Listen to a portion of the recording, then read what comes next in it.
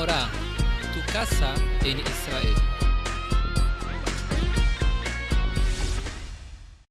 Del amor en el pueblo de Israel de uno hacia el otro. Y antes de empezar quiero contarles, yo acostumbro contar muchas de las historias que me van pasando en mi vida porque aprendo mucho y veo la mano de Kadosh Baruj Hu y los milagros en cada cosita, y quizás es para también que todos abramos los ojos de ver cómo las historias nos pasan a todos. Cuando yo era un poco más joven, no tan joven como ahora, un poquito más joven, me gustaba mucho leer libros de Jajamim, de sus biografías, y yo leía las historias de ellos, ¿no? Y decía, bueno, ¿cuántas historias puede tener este Rabbi? ¿Cuántas historias puede tener el otro Rabbi? Y después me di cuenta que todos tenemos historias, cada uno de nosotros, solamente que no las registramos ni aquí, las dejamos pasar, ¿sí? Y sin embargo, cuán importantes son las historias cotidianas que nos van ocurriendo. La semana pasada, que el día que yo falté aquí a clase la semana pasada, tuve que pasar una pequeña intervención. Me tuve que hacer lo que se llama aquí en Israel un tzimtur, y es un cateterismo de corazón. Así que suena muy... y sí es, pero fue mucho más simple de lo que yo esperaba. Baruch Hashem. Estaba yo con un dolor en el pecho desde hacía varios meses, cada vez que hacía una subida. No sabía lo que era, y uno al principio piensa que, bueno, un dolorcito, pero se fue intensificando. Empecé a ver qué podía ser del corazón, médicos, estudios, esto y lo otro, electros. Finalmente me hago un electro de esfuerzo, el electro sale bien, el cardiólogo lo mira y le dice, bueno, te dijeron que está bien, pero yo no lo veo del todo bien, me gustaría que te hagas directo este estudio, en el cual se mete un catéter a través de la mano, aquí, y se va hacia el corazón directo. Y entonces se pueden ir viendo absolutamente todo, van poniendo yodo y se van sacando imágenes, y el doctor ve perfecto todo, y si hay algo, en el mismo momento se puede hacer, y si no hay nada, pues uno ya sabe, dicen garantía que en los próximos 10 años las cosas están bien y no hay que hacer nada. Y entonces, bueno, me voy a hacerlo. Cada cita aquí ustedes saben que tardan, ¿sí? Tardan. No hay demasiadas urgencias. La única urgencia es llegando con una ambulancia muriéndose, pero si no, 15 días, 2 meses puede pasar. Bueno, finalmente tengo mi cita para el lunes, justo para hoy, pero tenía que estar el domingo a la mañana para entregar todos los papeles y lo que se llama aquí la Ithaivut. La Ithaivut es el compromiso monetario de la Kupat Jolim de la que uno tiene, que la Kupá se hace cargo de la intervención, de la operación o de lo que sea. Entonces siempre que hay que hacer un estudio, primero hay que ir a la Kupat Jolim, pedir la Ithaivut, llevar la Ithaivut y ya, ¿no? Ok. Y además, bueno, tenía que llevar los estudios, los análisis, tenía que tener ahí una consulta con el médico, todo lo preoperatorio, ¿no? Y eso había que hacerlo antes de las 12 del mediodía, para que al día siguiente yo pudiera tener mi intervención.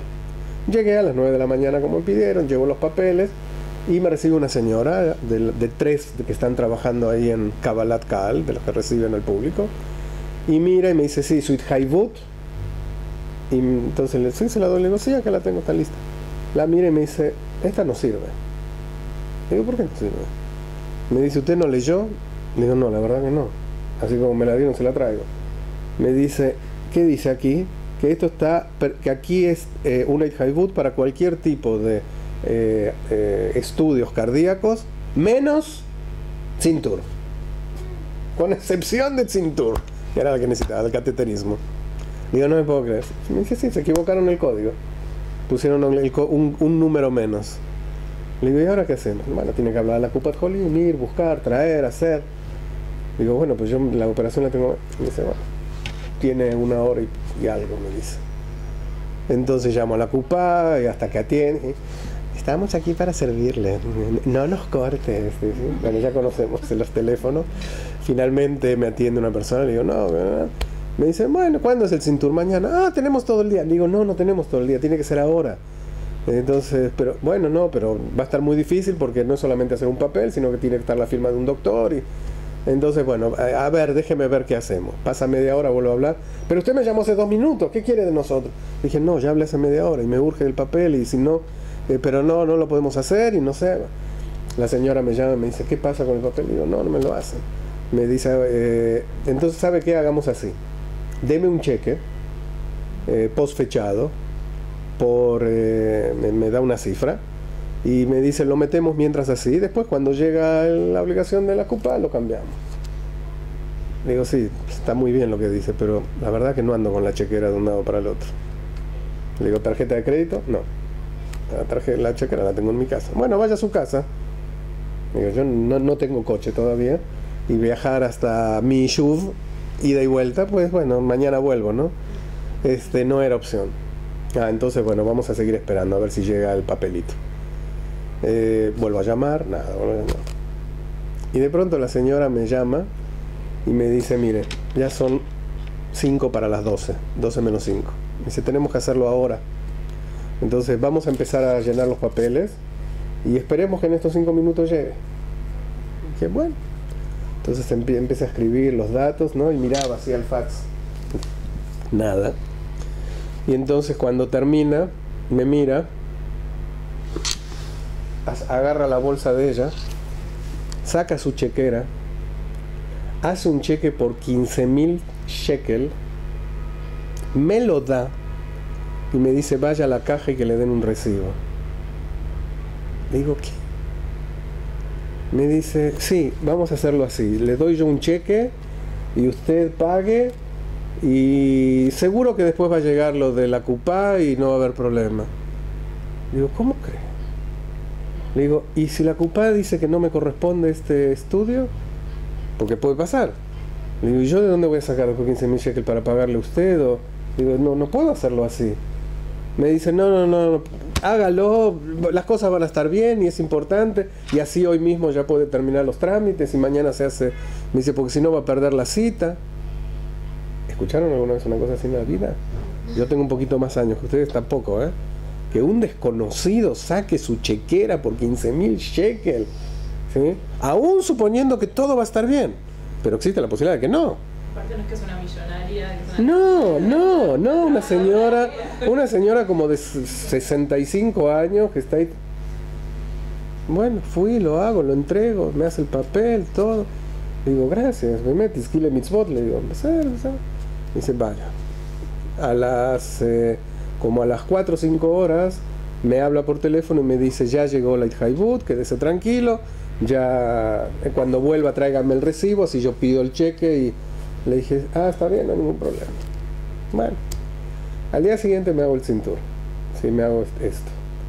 Mientras me están, en el momento que el doctor llega a la zona del corazón, cosa que yo no sabía, me pregunta cómo era el dolor que yo tenía.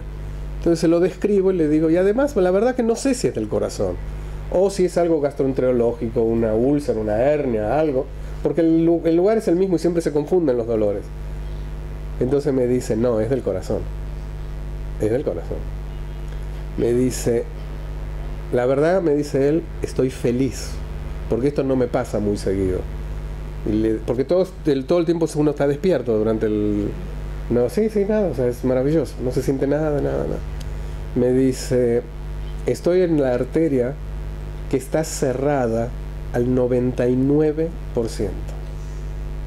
Dice, pero apenitas está pasando un hilito de sangre por aquí.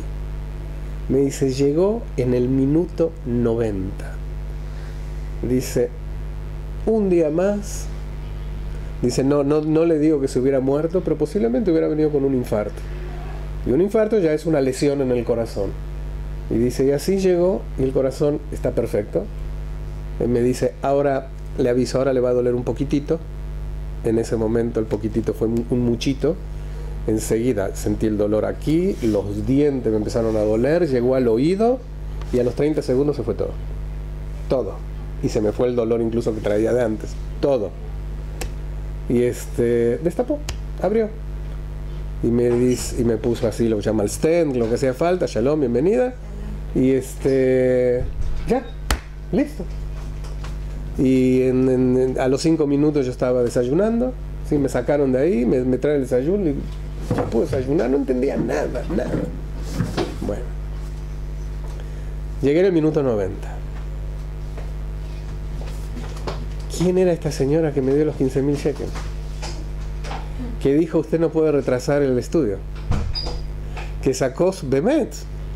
O sea, la vida y la muerte están en manos de Kadosh Baruj Hu, pero Hashem tiene sus malajim. Hashem mueve las cosas. Entonces, por un lado vi la mano de Hashem, por otro lado vi lo que es un tzadeket en este mundo. Vi lo que es Kol Israel Arevim Ze Bazeh.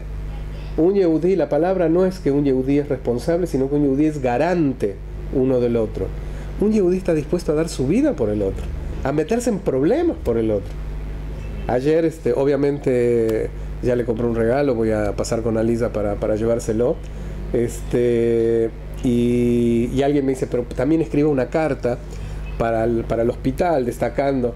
Y le dije, no sé, porque no sé si lo que hizo la señora está bien y que no tenga problemas ella, de que la regañen, hasta la pueden llegar a despedir por haber hecho una cosa así, porque después, no sé, no la quiero meter a ella en problemas. Entonces le voy a preguntar si se puede, porque tampoco quiero hacer algún problema que, imagínense que al final salga algo, de lo bueno salga algo malo para ella, pero uno se da cuenta, Bemet, lo que es Am Israel. Eso, Bemet, que es solo entre nosotros. No lo van a encontrar en ninguna parte del mundo, en ningún otro pueblo, que un desconocido haga una cosa así. No me pasó, la otra vez era pesa y no tenía plata. O sea, tenía dólar pero no tenía shekel. Tenía que viajar, qué sé yo, todo cerrado. Y una señora me dice, bueno, yo te cambio. No, ella no tenía plata. Me dice, yo te doy shekel, te doy 200 shekel y después me lo devolvés. No la conocía. X, ¿sí? Entonces dije, no, yo te doy si querés y después, porque me daba vergüenza. Le di mi plata, ella me dio menos shekels y después me la encontré la semana siguiente y arreglamos. Después me la encontré y la saludé. Y claro, y además así se crean los vínculos, se fortalecen los vínculos, seguro. Le conté a alguien lo que hice, estás loca. Bueno, no me quedaba otra y parecía confiable y se ofreció ella. ¿No les ha pasado todavía nunca en un autobús que de pronto suben y el chofer no tiene cambio y le dice, bueno, el próximo autobús paga 2 boletos? Así dicen. Bueno, después paga 2. Bueno, yo viví en Buenos Aires, en México, muchos años. No tienes dinero, te bajas. No tengo cambio, te bajas. Y a los gritos, ¿no? De pronto te digan, bueno, la próxima pagas. El otro seguro que no vas a pagar, te lo vas a robar. O sea, no te van. Y aquí de pronto alguien sube y dice 2 boletos. Sube una sola persona y dice 2, pamaim. ¿Pero con quién estás? No, con nadie. Debo un boleto de ayer. Eso es algo de Israel. Entonces sí, tenemos problemas. Pero a veces son estos momentos que uno dice, dejemos de acusarnos tanto, porque también llega un momento que nos acusamos tanto uno a los otros de todo lo malo que hacemos, de todo, ¿sí? Hacemos cosas muy buenas, hacemos cosas increíbles y hay que resaltarlas.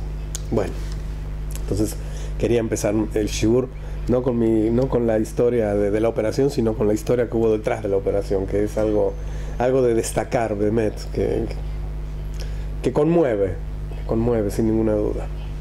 La semana pasada, hace 2 semanas cuando hablamos, tuvimos nuestra clase, empecé a tocar el tema de eutanasia. ¿Recuerdan? Y para eso les leí un artículo de un padre que decidió practicar la eutanasia a su hija que estaba enferma, un padre médico, y que aquí en Israel, hace un año atrás, y que después de haberle practicado la eutanasia se quitó la vida, dejando a su esposa y a sus otros hijos sin hermana y sin padre. Bueno, padre, ok.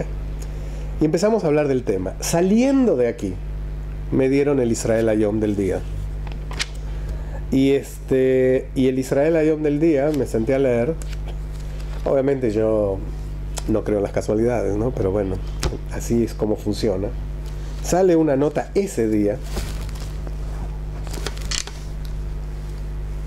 Dice, lunes 9 de junio, hace 2 semanas exactas. El tema era que dice, la autorización y la tormenta, los ministros están a favor de la muerte con una receta médica. Muerte sin tierra, sería la muerte sin tierra, doctor. Escucha lo que es. Salió una propuesta de ley que se llama muerte con receta médica. que fue aprobada en el gabinete de aquellos que tienen que, después se tiene que mandar a la Knesset, obviamente, ¿no? Que es la que va a determinar si sí o si no. ¿En qué consiste la ley? La ley es así. Un enfermo que la evaluación es que no tiene más de 6 meses de vida probables y que está entonces denominado Jolé Noté Lamut, un enfermo que tiende a morir. Una persona que está así, que se le evalúa que no tiene más de 6 meses de vida, puede recibir una receta para una droga que mardim, que lo duerma, o sea, no sé cómo se dice, o sea, bueno, algo así, una droga que lo duerma en una dosis tal que lo mate, sin que el doctor que le da esa receta tenga ninguna responsabilidad penal. Es decir, uno va al médico, después de que el médico le dijo, mire, la verdad que usted tiene un cáncer, ya tiene metástasis, tiene esto, no le quedan más de 6 meses de vida. Entonces, bueno, le voy a hacer una recetita. Es diferente de lo que decías, sí, no es esto es terrible. Entonces te dan una receta para que vayas a la farmacia y te compres la medicina. Para que te suicides. No, para tomar la medicina, espera.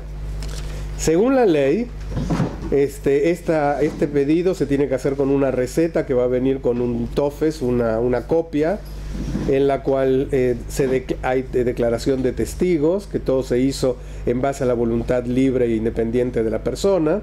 El médico que da la receta tiene que mandar una copia al Ministerio de Salud, igual que el farmacéutico que le surta la medicina.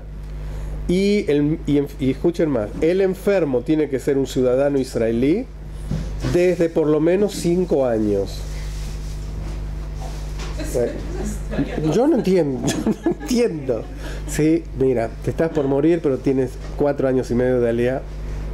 No te podemos ayudar. No entiendo. Y después el médico, bueno, firma. Si es nuevito, no entendió lo que firma. Sí, claro, puede ser. Y entonces el que elaboró toda la ley dice así: este es un problema que la sociedad se tiene que enfrentar.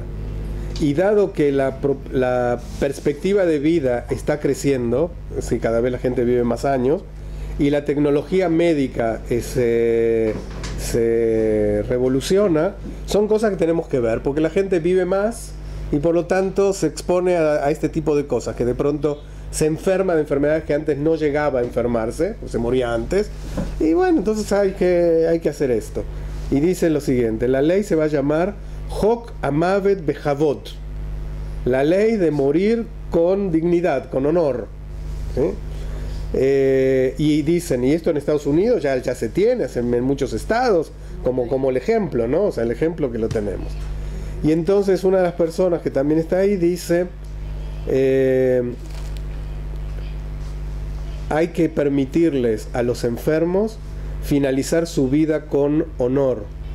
Un derecho no menos importante que vivir con cabot. Pero con este criterio matemos a toda la gente que tiene síndrome de Down, a todos los ciegos, a todos los... Contesta el Rav Lau, el Rav Rashi David Lau, la primera de las reacciones, porque la primera reacción vino de la Histadrut de los médicos, diciendo que es una locura, ¿sí? Que va contra toda la ética médica. Pero además aparece la respuesta del Rav Lau, Rav Rashi de Israel, que dice: la rofé ni tan tafkid le rapé. Al médico se le dio la responsabilidad de curar. Uksheino yahol le rapé, y cuando no puede curar, ein lo reshut le amit, no tiene derecho a matar. ¿Sí? A lo sumo decir, bueno, no puedo curar, hasta aquí llegué. Pero eso no le da derecho a quitar la vida. Esa es la frase que él utiliza. Esto es la Knesset, esto se va a discutir próximamente. Y si no pasa esta vez, puede ser que pase la próxima vez. Todos estos temas, pero además el ejemplo, ¿no? Pero en Estados Unidos ya está. ¿Sí? Ellos ya lo hacen, y Estados Unidos es la vanguardia mundial de conceptos de... Pena de muerte, ¿no? Sí, claro. Bueno, nosotros pena de muerte también teníamos en la Torah.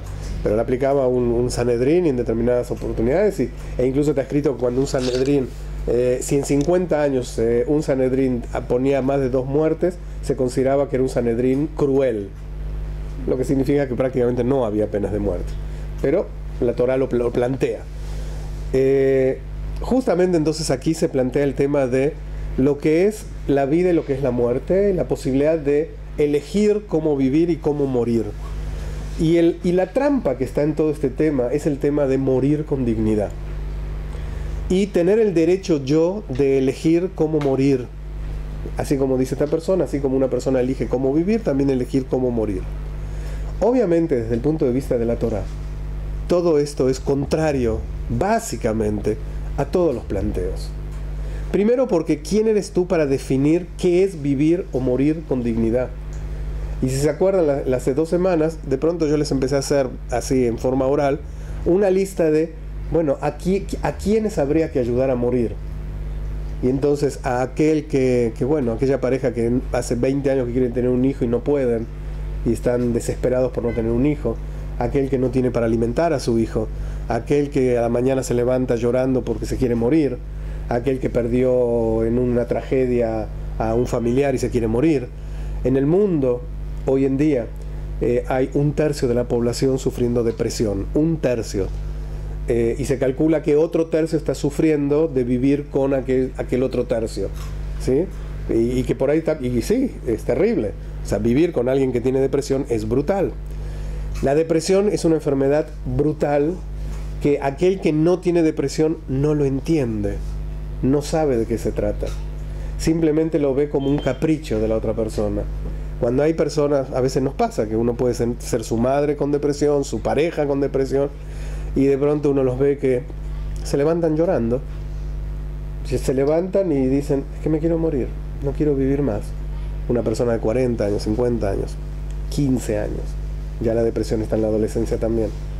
Y uno que no entiende qué es lo que acostumbra a decirle a esta gente, ay ya, vamos, ¿sabes qué? Vístete, arréglate, peínate, vámonos a ver una película, deja de pensar esas cosas, bueno, tómate la pastillita, así queda todo.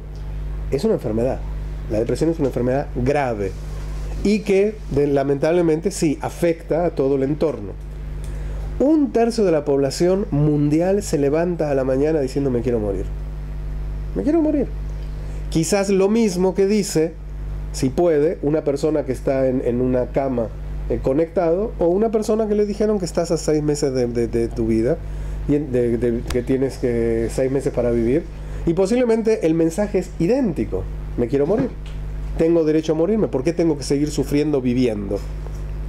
Y obviamente, desde el planteo de la Torá, es algo inadmisible. El concepto de la halajá es: aquel que le quita la vida a otra persona es un homicida. Aquel que se quita la vida a sí mismo es un suicida. En el caso de ese papá, lo dijimos cuando leímos la nota, ese papá que le hizo eutanasia a su hija y luego se quitó la vida, nos enfrentamos ante el caso de un suicida y de un homicida, ¿sí? De las dos cosas, homicida y suicida. Y ¿sí? la tristeza, ¿cómo es vista para la halajá? Es una verá estar triste. Sí, definitivamente. Pero si no es una elección la tristeza, ¿cómo puede jugar la halajá como verás? Termina la tristeza. Termina siendo una elección también.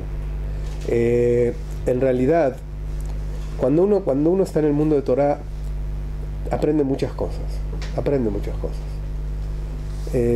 ¿Ustedes vieron a los papás de estos chicos? ¿Cómo tiene que estar un padre que su hijo está desaparecido? No sabe si está vivo o muerto. Muerto significa que quizás le hicieron las peores cosas y que su cadáver está tirado en un pozo, o que quizás está vivo y le están haciendo de todo, o quizás ya se lo llevaron a Asa. ¿Cómo debe estar un padre así, una madre así? Y uno los ve con una fortaleza. Claro, no están bailando, pero una fortaleza y una emuná en Kadosh Baruj Hu, que uno se cae de espaldas. Bemet, uno se cae de espaldas. ¿De dónde sacan esa fuerza? De la emuná. Y cuando uno tiene emuná, aprende a hacer muchas cosas. Aprende, o sea, el switch es diferente. La manera en que que se analizan las cosas es diferente. Nosotros tenemos leyes de duelo, Aveilut. La primera etapa de duelo es desde que nos enteramos de la noticia hasta el entierro. Y en ese periodo, la persona que está de duelo estamos los 7 familiares directos de la persona fallecida, quienes son padre, madre, hermano, hermana, hijo, hija y el cónyuge. Son las 7 relaciones, ¿sí?, directas de la persona fallecida. Ese es el que está de duelo. Los demás, nietos, abuelos, suegros, cuñados, son la periferia, pero no tienen leyes de Aveilut, no tienen leyes de duelo. El periodo entre que la persona fallece y es enterrada, la persona, el que está de duelo, se lo llama Onen. Luego se lo llama Avel. Después del entierro se lo llama Avel. ¿Qué significa Onen? ¿Sí? Y Onen puede ser una cuestión de horas, ¿sí? La palabra Onen yo creo que la conocen de otro lado. Cuando nace el segundo hijo de Rachel, no de Onan. Cuando nace el segundo hijo de Rachel y Rachel muere en el parto, antes de morir ella le pone el nombre al hijo y dice: mi hijo se va a llamar Ben Oni, hijo de mi sufrimiento, hijo de mi dolor. Muere y Jacob cambia el nombre y lo llama Binyamin, el hijo de mi diestra. O sea, no quería que el sello sea el nombre que le puso Rachel, el hijo de mi dolor. Pero ahí aparece la palabra, lo que es la raíz de Onen. Onen se refiere a un dolor brutal, un dolor desgarrador. Cuando uno recibe la noticia, cuando uno ve a un familiar querido que fallece, se nos desgarra el alma. Se nos desgarra de tal manera que nos quedamos muy choqueados. No sabemos qué hacer, no sabemos cómo actuar, no sabemos cómo reaccionar en ese momento. Es muy, muy terrible ese momento. Esas horas, ¿sí?, en las que, además de todo, tengo que dedicarme a organizar todo el entierro y a avisar a la gente y tengo que ocuparme de cosas. Tan es así que un onen está exento del cumplimiento de mitzvot, ¿sí? Un onen no se tiene que poner tefilim, no tiene que hacer tefilá, no tiene nada, está exento. Te tienes que ocupar ahora del met. La palabra onen habla de dolor. El dolor está en el pueblo de Israel, no negamos que exista el dolor. En Aveilut, los primeros 7 días de la Shiva, hay un periodo que es para llorar, ¿sí? Eres un ser humano y lloras. Obviamente uno está dolido y lloras porque se te fue tu ser querido. Pero de pronto, enseguida, nuestra alajá y nuestra emuná te comienza a orientar y te empieza a decir: bueno, ¿de qué estás llorando y por qué estás llorando? Tú sabes que el que se fue está mejor que tú y él está en el Olam Emet y está bien.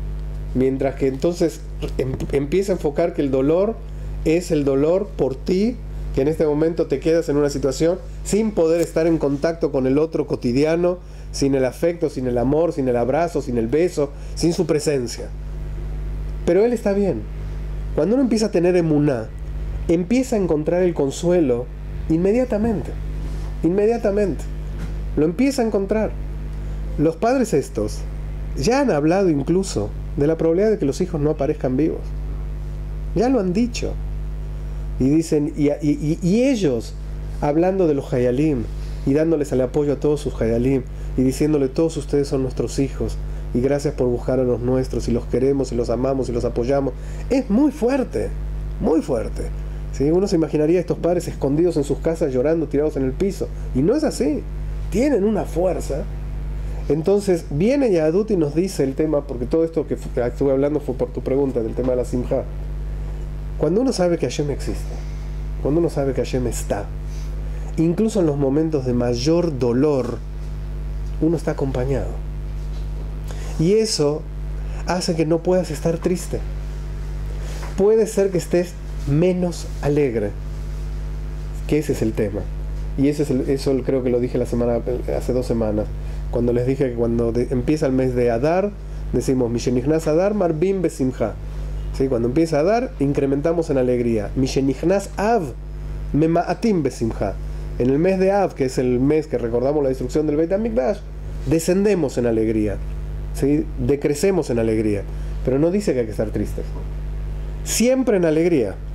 Más, es decir, todo el año en alegría, el mes de Adar más alegres, el mes de Av menos alegre, pero prohibido pasarle el límite. Nunca cruces el umbral, nunca te vayas al nivel de tristeza. Y cuando uno entra a un Beit Knesset en Tisha B'Av, ¿han estado en un Beit Knesset en Tisha B'Av? Se siente el dolor, ¿sí? Está las luces bajas, velas encendidas, el parojet del Aron HaKodesh corrido, nos sentamos en el piso como si fuéramos a Beilim, se leen textos de duelo, se llora, ¿sí? Y entonces, bueno, ¿estamos tristes o estamos menos alegres? Estamos menos alegres. Porque si estuviéramos tristes, es posible que ni siquiera estuviéramos sentados, ¿sí? Ni siquiera estaríamos leyendo, ni siquiera estaríamos haciendo una tefilá. El hecho de saber que 2000 años después estamos recordando la destrucción, a pesar de todo, estamos. Hay una historia de Tisha B'Av con Napoleón, no sé si alguna vez la escucharon. Napoleón Bonaparte entró a un Beit Knesset un día de Tisha B'Av. Hay muchas historias de Napoleón, pero están registradas en los registros de Francia, no solamente en nuestros registros. Napoleón tenía mucho contacto con la comunidad judía, muchísimo. A veces para bien y a veces no tanto. Y en una oportunidad entra a un Beit Knesset, el día de Tisha B'Av, y ve a la gente tirada en el piso, llorando, mal, y entonces les manda pregunta, ¿qué pasa? Y entonces dicen, es que nos destruyeron el templo. ¿Cuándo? Dice, hace 2000 años. Y entonces él veía eso y pensó que se los destruyeron recién. Y entonces él escribió de puño y letra: un pueblo que recuerda la destrucción de su templo 2 milenios después es un pueblo eterno. Así escribió él. Un goy, un pueblo eterno. Y entonces definitivamente eso es motivo para alegría. Es motivo para decir, bueno, es que no podemos estar del todo tristes, porque Am Israel Hay. Am Israel Hay. Esta tragedia terrible que estamos viviendo en estos días, al mismo tiempo hay un regocijo interno de ver a todo Am Israel así. ¿Sí se dan cuenta? O sea, en la misma tristeza, no, en el mismo dolor, están esas chispas de alegría, de poder ver todo lo que está sucediendo. Entonces sí, hay que estar en alegría. Y por eso incluso está escrito que Kadosh Baruj Hu se aparta. Cuando alguien está en tristeza, Kadosh Baruj Hu se aleja de ahí. La Shejinah no está donde hay una persona que está triste, se aleja. Por eso hay que, una persona que está con depresión, tratar de infundirle emuná. Pero cuando una persona está en depresión, decís que se aleja de la Shejinah, cuando más tiene que estar. Se va justo cuando la persona está mal. En realidad, un poco el tema es porque ya no es como un cli apto para recibirla. Una persona no se deprime de un día para el otro. Es un proceso. Y entonces de alguna manera es la persona que se está alejando lentamente de la Shejinah, ¿sí? En ese proceso. Porque no es de un día para el otro. No es una cosa que se va deteriorando, va pasando cosas. No, o sea, porque si no realmente cualquier persona frente a la muerte de un cónyuge se deprimió. No es así. No funciona así el tema. Sí, a veces uno leyendo la nota del doctor, y bueno, pobrecito, la hija que estaba sufriendo. Imagínense, si cada hija que está sufriendo tiene esta situación, cada padre va a ir y matarla y quitarse la vida, ¿sí? El año pasado hubo otro episodio, y no guardé el periódico, de un matrimonio, dos gente grande de 70 y pico de años, que los dos hicieron, como los dos estaban enfermos, los dos hicieron su pacto de suicidarse y juntitos. Y de pronto los comentarios, qué lindo, se murieron juntos, y yo decía, bueno, la gente está loca. La gente está loca, o sea, realmente, ¿de qué están hablando? ¿Sí? Bueno, pero muchos diciendo, bueno, pero tienen derecho a elegir. Y el punto en el judaísmo, no tienes el derecho. Porque la vida y la muerte no están en tus manos. La vida y la muerte es algo de Kadosh Baruj Hu. Está escrito, Al Kor Jajá Atanolad, contra tu voluntad tú naciste. Al Kor Jajá Atajai, contra tu voluntad tú vives. Al Kor Jajá Atamest, contra tu voluntad tú mueres. Contra tu voluntad vas a revivir, ¿sí? Eso no está en tus manos. Es Kadosh Baruj Hu el que te envía el regalo de la vida. Esa vida tú la tienes que conservar, tú la tienes que mantener, tú la tienes que cuidar. Neshama shenatata bi tehorá i. ¿Sí? La Neshama que tú me diste es tehorá. Atá netata, tú me la diste. Atá me shamra bekirbi, tú la guardas dentro de mí. Tú la tomarás en algún momento dado. Tú me la regresarás en el Olam, en el Olam Abba, etc. No es tuya la Neshama. La Neshama es un don, una dote, una prenda que Kadosh Baruj Hu me dio para que yo la tenga, la cuide y se la entregue. No para yo quitarme la vida y decidir cuándo se acaba. Si no fuera así, realmente nos estaríamos quitando la vida todos, en cualquier momento. Hubo un periodo en el pueblo de Israel que el índice de suicidios fue ínfimo, prácticamente nulo, y fue en los años de la Shoah. Durante los años de la Shoah no se registraron casi suicidios en el pueblo de Israel. ¿Me pueden explicar cómo? ¿Cómo puede ser? Porque había algo por qué luchar. También ¿Qué? la fuerza. ¿Qué? El Yehudí estaba en el campo de concentración de Majdanek, muerto de hambre, humillado totalmente. ¿Por qué no se quiere morir? No puede luchar, no puede combatir, no tiene nada que hacer. La gana de... ¿Ustedes saben por qué la gente se quiere morir hoy en día? Porque no llegó la Shix el lunes. Lo dice la señora, me quiero morir. ¿Lo dicen o no lo dicen? No, pero no lo dicen en serio. El hecho de decirlo está dando una idea. Más de una va a llegar al suicidio por una situación así. No. Una mujer que está en un estado de... Una mujer que está viviendo un estado de depresión, ¿sí? Puede ser el detonante final. Y encima de todo nos llegó la muchacha. ¿Sabes qué? Se acabó. Yo siempre traigo el ejemplo de la muchacha porque parece muy estúpido, muy trivial.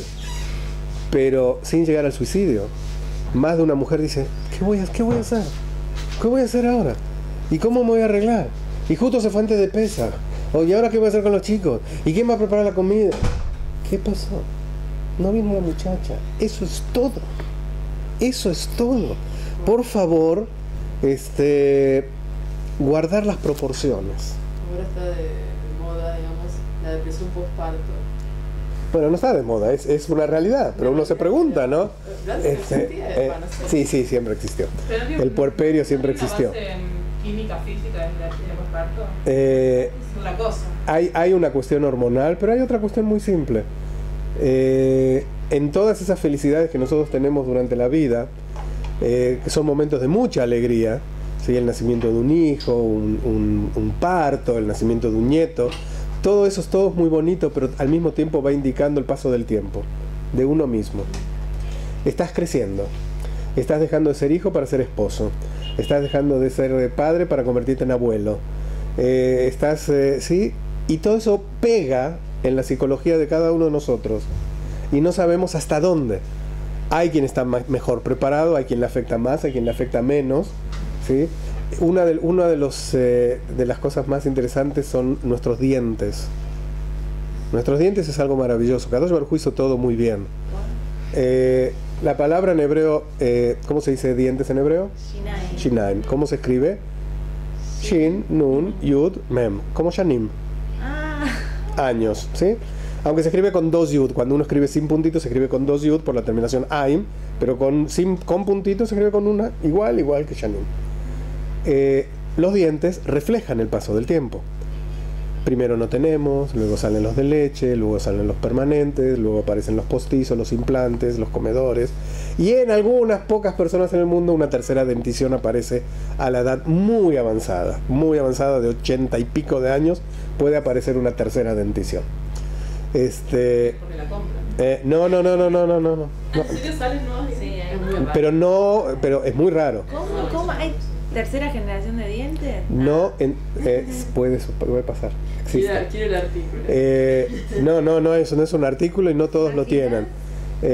Nosotros teníamos había llegado un sheliach a México, el director de una escuela, cuyo papá era un hombre muy grande, y lo fue a visitar a Jerusalén, y vuelve de Jerusalén y nos trae una foto de su papá, un señor viejito, pero estaba con una manzana en la mano, haciendo así. Y nosotros decimos, ay, qué lindo, qué simpático, ¿no? Me dicen, no, pero ustedes no saben la historia de esta foto. Digo, no. Me dice, mi papá tenía, como se usaba antes, todos los comedores, el completo, ¿no? El que se ponía en el vasito. Entonces dice, mi papá tenía todo así completo. Y se le empezaron a mover los de arriba y se le empezó a mover el de abajo. Y se le cayeron, no los podía ya poner. Fue al odontólogo y el odontólogo le dijo, Sheheyanu Bekimanu, tercera dentición. Y entonces a los pocos meses tenía su dentadura completa, ¿sí? No sé si salen todas las muelas, no sé, ¿sí? Porque no es milagro, es parte de lo que puede llegar a existir, puede. O sea, en cualquier libro de medicina lo vas a encontrar, o sea, los odontólogos conocen eso, puede suceder, o sea, no es algo que, pero no sé, incluso mucha gente antes no llegaba a las edades que llegaban ahora, pero, y el hombre, digamos, lo que más le encantaba era volver a hacer porque cuando uno ya usa postizos o ya no es lo mismo, disfruten, no es lo mismo. Si uno ya muerde con mucha más o más, corta la manzanita y, nada de choclo. No, o sea, es algo que uno se olvida de hacer. ¿Por qué le salió de la tercera dentición de este señor? ¿Por qué llegué? Por Janine. Entonces, si hay un sueño que nos angustia, es cuando uno se ve que se le caen los dientes, ¿sí? O que se mueven los dientes. Y es un sueño universal, toda la gente sueña con eso. ¿Qué tanto te angustia que se te cayó un diente? Vas y te pones otro. Es el paso del tiempo. Y el paso del tiempo, en el fondo, no nos gusta. Quisiéramos dominar al tiempo. Entonces, por eso, en todas esas alegrías, todas, ¡feliz cumpleaños! No sé si feliz cumpleaños, ¿sí? Hay quien se angustia, hay quien realmente puede decir la verdad, sí, Baruch Hashem, qué bueno que ya tengo 40, qué bueno que ya tengo 50, qué bueno que tengo 60, y mira, y ve todo lo que hizo, y se siente pleno. Hay quien lo logra, ¿sí? Hay quien realmente lo goza, lo disfruta. Hay quien cada cumpleaños es una tragedia. Hay quien que, ¿cuándo cumpleaños? No te digo. ¿Cuántos años tiene? No te digo. Algo no está bien. ¿Sí? Quiero decirles incluso que a pesar de eso todo, en el judaísmo, el concepto de festejar cumpleaños prácticamente no existe. A nivel de halajá, no hay nada de cumpleaños, salvo recién a los 60 años. No, pero esto que dicen que cuando es tu cumple puede ser brajot. No, bueno, porque es un día de mayor alegría, donde puedes estar. Pero hay quien no está con mayor alegría. Y hay quien dice que por eso tienen que venir todos a alegrarlo, porque él no está con mucha alegría. Entonces, felicidades, te doy el regalo para compensar otras cosas que tienes por dentro. Y claro que tiene su realidad, claro. Entonces, de alguna manera, bueno, se me olvida. Bueno, está bien, tengo un año más, pero me dieron un regalito, me dieron una joyita, me dieron dinero, entonces estoy contento. Entonces, compenso. Entonces, ese es el tema del puerperio también. Es muy... La psicología humana es muy compleja. Ok, pero en el tema de la halajá, la vida te la dio Kadosh Baruj Hu. Tú no tienes derecho a intervenir en absoluto en la vida del otro ni en la tuya propia. Cuando tú le quitas la vida a otra persona, eres un homicida total y no lo puedes hacer. Cuando tú te quitas la vida a ti, eres un homicida de ti mismo, ¿sí? Y así como Hashem le reclama la vida a un asesino, si existiera la posibilidad de que te suicides pero sigas vivo, Hashem te reclamaría tu vida también. Y obviamente te la va a reclamar en el Olam Habá. ¿Por qué hiciste una cosa así? Por lo tanto, en el caso específico del tema de la eutanasia, en el pueblo de Israel está totalmente prohibido, y la halajá lo prohíbe total, cualquier tipo de eutanasia. No hay diferencia entre eutanasia activa o eutanasia pasiva, si escucharon alguna vez los conceptos. Por un lado, hay una eutanasia donde el propio paciente es el que participa en quitarse la vida. A veces, bueno, en el caso de esta ley ya es brutal, porque directamente uno todavía sano, entre comillas, bueno, que puede moverse, ir de un lado para el otro, puede ir a la farmacia y pedir la medicina que le dio el doctor. Y llegar a la noche, tomársela, hacer una reunión de despedida, ¿sí? Alguien tiene algo para decir, bueno, ya me voy, chao. ¿Cómo puede ser que lleguen a que no se, o sea, cómo puede ser que hagan perder tiempo a la gente? ¿Cómo pueden decirle a una persona que vas a vivir 6 meses? ¿Cómo puede un doctor decir una cosa así? En realidad, sabemos que muchos doctores, bueno, han visto muchos casos y en base a la estadística y en base a las probabilidades, bueno, lo que tú tienes es una probabilidad de, ¿sí? Como este doctor que me dijo, bueno, los próximos 10 años, si no aparece nada, pues seguro que no va a haber nada. Son frases, ¿sí? Un doctor dice 6 meses y la persona en ese momento le da un infarto y se murió. O la persona después de 6 meses, pues viene otra vez con el doctor y le dice, doc, aquí estoy.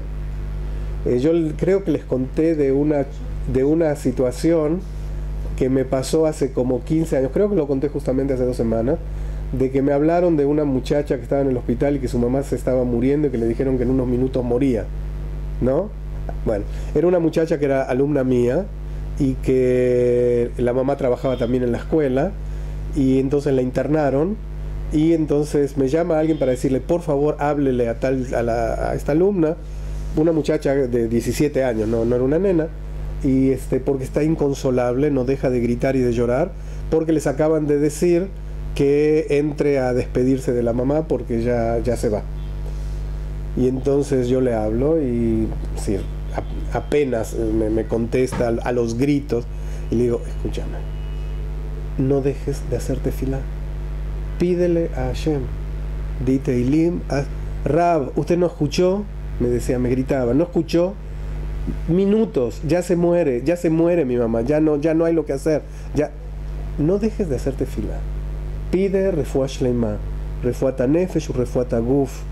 No te garantizo nada, ¿sí? Si Hashem decide que tu mamá se tiene que ir ya, se va a ir, pero quizás gracias al zehut de tu tefilá se vaya más rápido, se vaya sin dolor, se vaya más tranquila, ¿sí?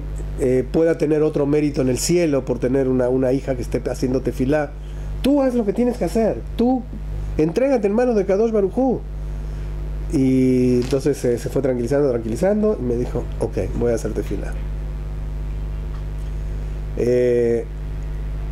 La señora no falleció.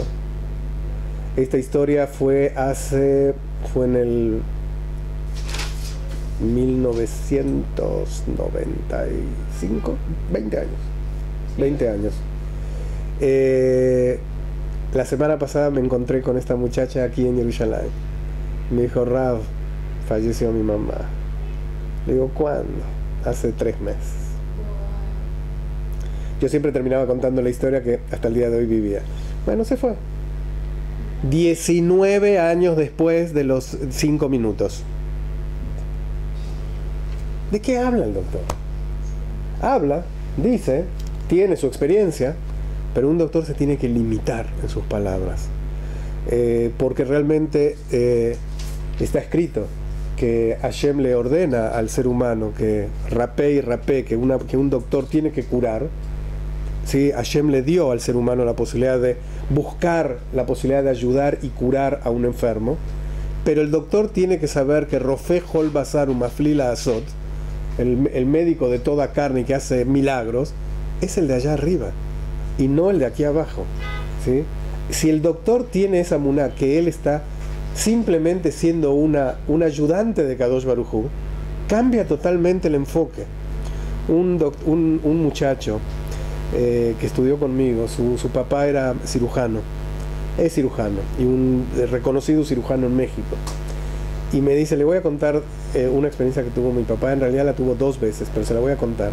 Mi papá es un hombre que no cree en Dios, así me dice, es un muchacho maravilloso. Me dice, mi papá no cree en Dios, y dice, yo no entiendo cómo no cree en Dios, pero no cree en Dios.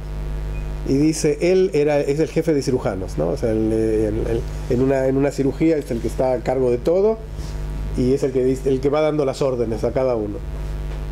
Dice, a veces él está operando y llega un momento que se da cuenta que ya no hay lo que hacer y ordena cerrar y que bueno, que la enfermedad siga su curso y ya. Y dice, vino mi papá a mi casa en estos días y contó que estaba operando y de pronto le dijo a la gente, ya, dejen todo de hacer, cierren aquí, cierren allá, cosan, no hay lo que hacer. Entonces bueno, empiezan a sacar así, la gente empieza a preparar todo para terminar, y de pronto él siente un empujón, pero un empujón en la espalda y luego en los brazos, y se le meten los brazos adentro del cuerpo de la persona y empieza a hacer cosas. Las enfermeras alrededor mirándolo, diciendo ¿qué pasa?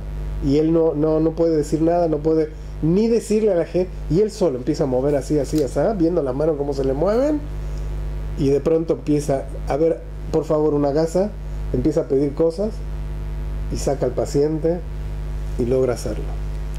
Y viene y cuenta, me empujaron.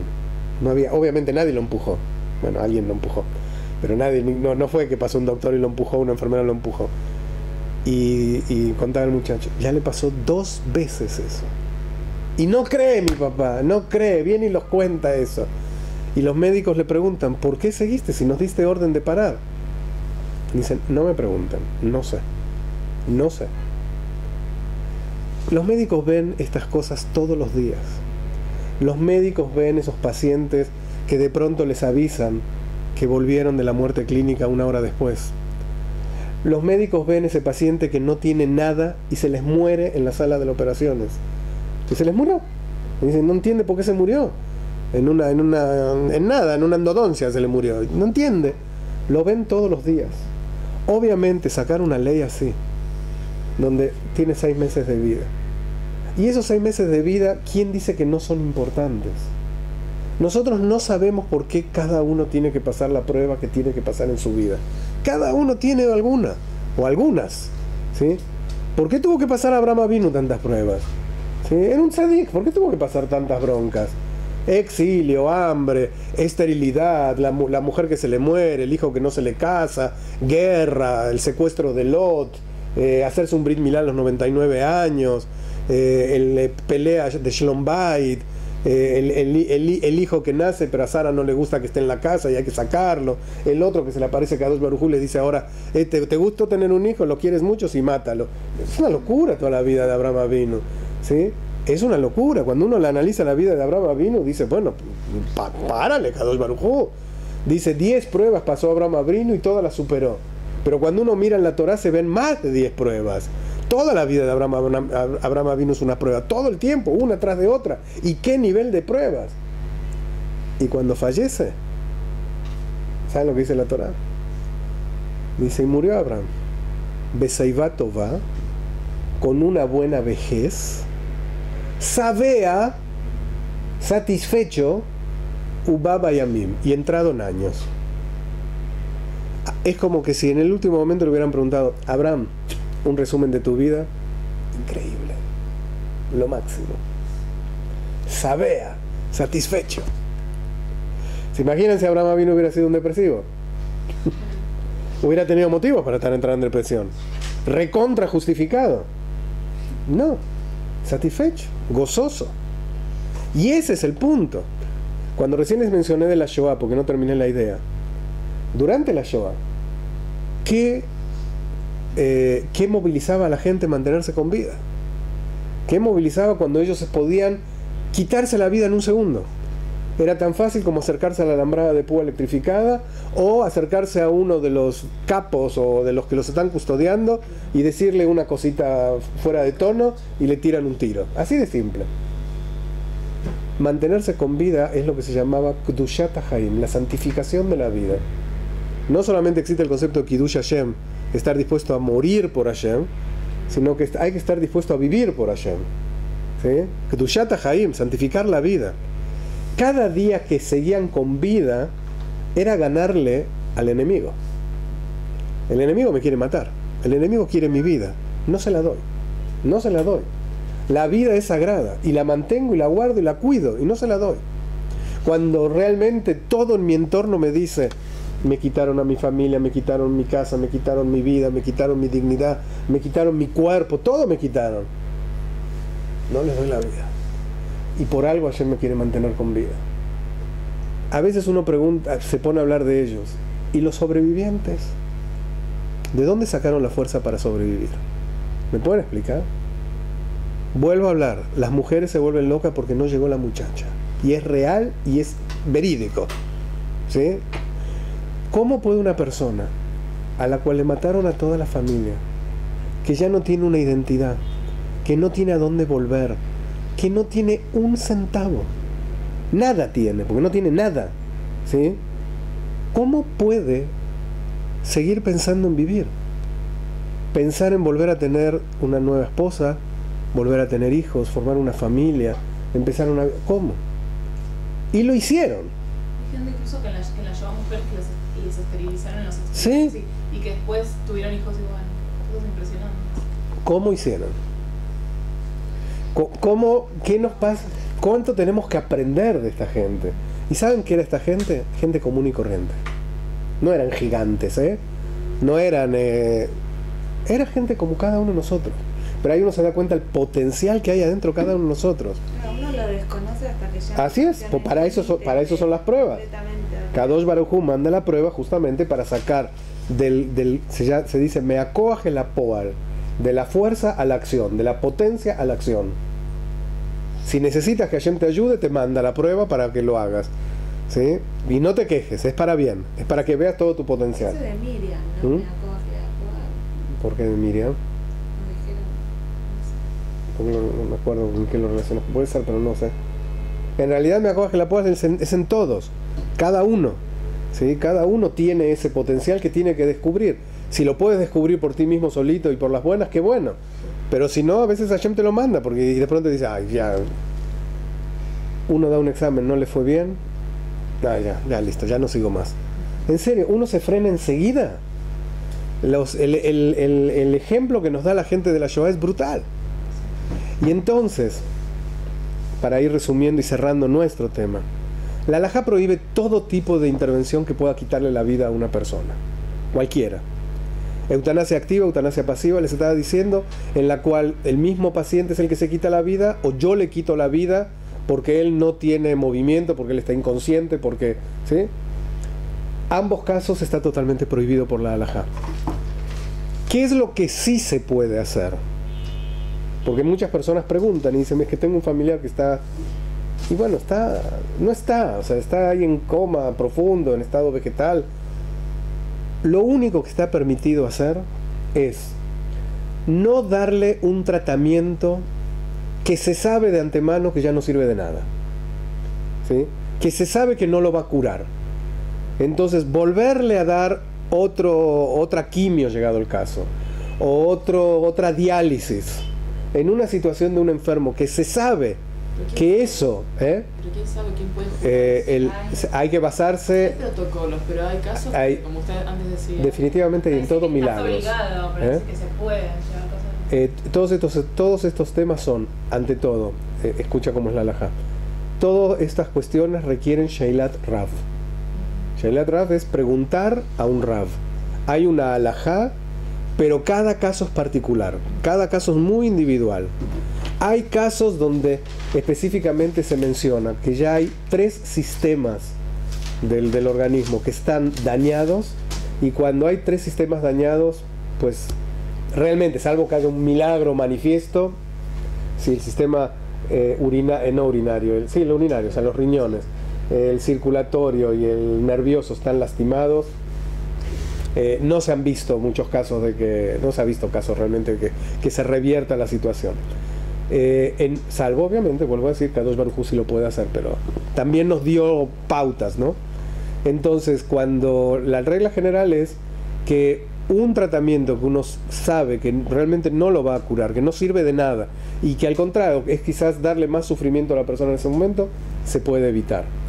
Sin embargo, medicamentos que le dan a una gente que tienen efectos colaterales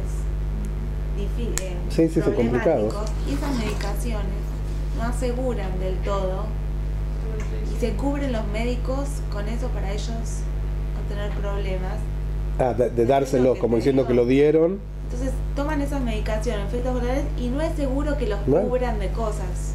Que no tengamos que pasar ninguna situación como esta, pero aquí en Israel existen Rabanim especializados en todo este tema, a los cuales cuando uno tiene una pregunta de médicos, hay que hablarle a ellos. Además de hablar con su propio médico y hacer consultas médicas, hay que hablarle a ellos, ¿sí? Y ellos, con Rabanim, que están especializados en estos temas y que saben, uno se cae de espalda de lo que saben, y que de pronto dicen, momentito, antes de tomar esa decisión, quiero que vayas con este médico, quiero que hagas esto. Y lo dicen y son increíbles, ¿sí? Hay lista de... y son pocos, no se crean que son... ¿sí? No, son eminencias y están disponibles 24 horas al día. Son tzadikim increíbles. Aquí en Israel están. Cuando tenemos a un enfermo que está en estado terminal o está conectado, está prohibido quitarle la alimentación, está prohibido quitarle la respiración, la ayuda de respiración. Prohibido, ¿sí? Mientras que le puedo quitar un tratamiento, respiración y alimentación no le puedo quitar de ninguna manera. Sacarle la alimentación, sacarle la ayuda de respiración es condenarlo a muerte inmediatamente. Y ahí ya soy yo cómplice de la muerte de esta persona. Ahí ya estoy ayudando en la eutanasia. Incluso que, porque a veces el tema se plantea como es dejarlo morir. Es decir, no le estoy provocando la muerte inmediata, ¿sí? Porque no es que él está dependiendo de la máquina para poder vivir en este momento y yo, si desconecto, muere en este segundo. No, le quito y en el plazo de 3, 4, 5 días muere. Prohibido, no lo puedo hacer. Como el caso que planteó que sacaron respirador y vivió... Sí, claro. Año. El Karen Quinlan fue terrible. También en los 2 últimos años ha habido personas que han regresado de comas profundos y han contado que estaban conscientes, que sabían y que incluso escuchaban las conversaciones de la familia de que los querían desconectar y todo eso, ¿sí? Y que, imagínense el sufrimiento adentro y no poder gritar. Y se han empezado a hacer ahora muchos estudios a nivel de reacciones del cerebro, pero a veces hay cerebros que apenas reaccionan, pero que frente a determinadas cosas manifiestan algo. Es decir, hay incluso quienes hablan con enfermos a través de la reacción del cerebro, que ya logran distinguir entre un sí y un no según lo que el cerebro va marcando son cosas increíbles de la tecnología, ¿no? Y la persona logra conectarse, se logra conectar estando en coma profundo, ¿sí? Cuando hasta hace poquito un coma profundo era, bueno, pobrecito, es un vegetal, no tiene nada. Entonces, en este concepto, quiero contarles una historia que para cerrar el tema. Me tocó dar este tema una vez frente a un grupo de toda la preparatoria, todo el alumnado, como 300 chicos de una escuela secundaria de prepa, los grandes, ¿no? Y prepararon la actividad muy bien, la hicieron muy bien. Primero hicieron un panel donde estaba un médico, un abogado y un rabino, que era yo. Hicieron una pequeña obra de teatro, pasando primero una película española, apenas una parte, de un padre que está pidiéndole a los hijos que lo desconecten, ¿sí? Y pidiéndole a la esposa que ellos saben que él siempre había pedido que si algún día iba a estar así, que por favor no. Y entonces después los muchachos de la escuela hacen una representación de ellos reunidos en la sala de la casa discutiendo qué hacer, si lo desconectan o no lo desconectan, y cada uno diciendo, y bueno, pero si se encuentra una cura, y no, pero si papá pide, y papá era un hombre deportista y no quiere estar así, y no podemos dejarlo así, y la mujer dice, bueno, pero ¿por qué me voy a quedar sin marido? Yo prefiero tenerlo aunque sea mal, pero tenerlo conmigo, y no, tú eres una egoísta, y las peleas, ¿no? Lo hicieron muy bien, y finalmente dice, bueno, ¿saben qué? Dice uno de los hermanos, votemos, así dice. Y en ese momento prenden la luz, y todo el público tiene un papelito y tiene que votar. ¿Sí? Muy bien la actividad. Y entonces se ponía en una urna y después hubo quien contó. El 90% optó por quitarle la vida. Y entonces después empezamos a hablar el rabino y el abogado y este médico. Y la verdad que las posturas de los tres eran muy parecidas. Increíblemente estuvimos, pero no nos pusimos de acuerdo en nada, nos conocimos ahí. Y los alumnos mandaban preguntas, ¿no? A los panelistas. Y mandaban, digamos, 10 preguntas, 8 para el rabino, 1 para el abogado y 1 para el doctor. Era una brutal, una catarata que llegaban, era impresionante. Porque de alguna manera, bueno, el rabino era el que fuerte hablaba de prohibido, prohibido, prohibido, pero también la abogada decía, bueno, pero también está prohibido esto y está prohibido, y el médico también decía, bueno, pero no es ético, hay cosas que no son éticas y no podemos llegar a esto, bla, bla. Y entonces uno de los muchachos me escribe una nota y la guardé. Y dice así: estimado rabino, muchas gracias por haber venido, es un honor haberlo tenido aquí. O sea, primero escribe todo un rollo así, y después dice, y todo lo que dijo lo entendí muy bien. Pero si fuera su padre el que estuviera ahí, en un estado así, ¿qué haría? Miren la pregunta que me hace. Es muy lindo hablar, sí fue lo que me quiso decir. Pero si su caso fuera su papá, que le está pidiendo ayúdame a morir, ¿usted qué haría? Ahora me parece una pregunta extraordinaria, ¿sí? Y la respuesta mía podría haber sido, pues obviamente voy a hacer lo que la halajá me dice, ¿no? No le contesté así. Le dije, mira, realmente, ante todo lo felicité por la pregunta, y le digo, la verdad, espero que Hashem no me ponga en una prueba así. Y llegado el caso que Hashem me ponga una prueba así, espero comportarme de acuerdo a la halajá. Pero no te lo puedo garantizar. No sé, soy un ser humano, no sé. Y en ese momento empezaron a aplaudir. Se emocionaron todos, ¿sí? Porque bueno, sí, la halajá te dice no, pero eres un ser humano y hay un yetzer y hay desvíos. La halajá te dice no, por supuesto que no hay que hacerlo. Y ojalá que bueno, yo ya perdí a mi papito y no tuve que estar en una situación así, pero y Hashem no me ponga en una prueba así. Quizás uno no pueda. Abraham Avinu, está escrito, pasó, Hashem le dio 10 pruebas y las superó. Específicamente dice, y las pasó todas. Quizás yo no pase las pruebas. No sé, yo no puedo asegurarte qué voy a hacer en cosas tan drásticas, en cosas más pequeñas. ¿Sí? No puedo garantizar, pero yo sé lo que está mal. Y sé que voy a pasar que quizás no voy a pasar la prueba haciendo algo mal. ¿Sí? Yo no sé si el día de mañana estoy en la calle caminando y me aparece un maletín con $1.000.000 y lo voy a devolver, a pesar de haber enseñado las alajot de Shabbat Aveidá 500 veces. No sé, espero que sí. Espero que no se me meta un yetzer que me diga, quédate con las broncas que tienes. En serio, o sea, uno no sabe, ahí está, aparece el yetzer. Los rabanim también tenemos yetzer, los grandes jajamim también tenemos yetzer. Incluso está escrito que el yetzer va creciendo a medida que uno tiene más Torah. El yetzer va creciendo contra nosotros porque tiene que hacerse cada vez más fuerte para poder vencer a alguien más fuerte. Por lo tanto, la lucha contra el yetzer es siempre y hay que luchar, y en una situación así, porque hay en el tema de la eutanasia se mete, y se acuerdan, yo les dije cómo se decía en Ivrit, amatat hesed, matar por bondad. Yo no le estoy quitando la vida a alguien que no quiero, no es mi enemigo, le estoy quitando la vida a alguien a quien amo, y entonces se me hace un cortocircuito total, ¿sí? Lo estoy haciendo porque lo amo, no porque lo que más quisiera es que él se cure, pero como no puede, lo que más hubiera querido este padre era que su hija se cure. No quiere ver muerta a la hija, pero no puede tampoco soportar la muerte de la hija y se quita la vida. Qué locura, ¿sí? Cuando se le hace a los animales, que un perro que no está bien, Sí. se los mata, Sí. Ahí se simplemente tzar balei haim, es evitar el sufrimiento del animal, y en ese caso es otra cosa, y no el animal tiene nefesh nada más, no tiene neshama, es totalmente diferente. Sí. Incluso sabemos el concepto es, todos los animales fueron creados para el hombre, ¿sí? Por eso también comemos animales y usamos los animales, o sea, no tenemos esa parte. Lo que tenemos prohibido es hacerlos sufrir. Y las alajot de Tzar Balei Haim, así son los libros, de las cosas que uno tiene que tener cuidado con tener animales y cómo cuidarlos y cómo lo que no se puede hacer con ellos.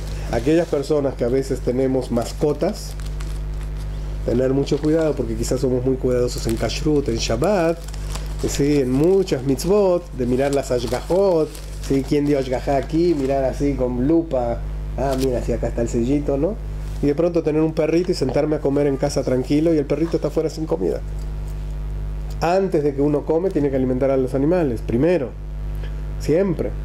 Y el animal también siente. El animal, por tener nefesh, también siente. ¿Y saben lo que hacemos a veces los que tenemos mascotas? Nos vamos de vacaciones. Y el animal, bueno, lo ponemos en una veterinaria una semana, que esté en una jaulita. ¿Eh? Lo mandan a unas colonias. Ahora sí, de vacaciones, están mejor que en casa, ¿no? Después no quieren volver a casa. Uno tiene que ponerse a pensar muchas cosas, muchas cosas. Y sí, uno termina a veces cayendo en Sarva Lejaim. Y de todos, de peces, de todos. No solamente en un perrito, en cualquiera. No se te olvide. Ok, nos vemos Besat Hashem la próxima semana. Con mucha salud y con Besorot Tovot. A seguir pidiendo por estos chicos y por todo Israel. Mahon Ora, tu casa en Israel.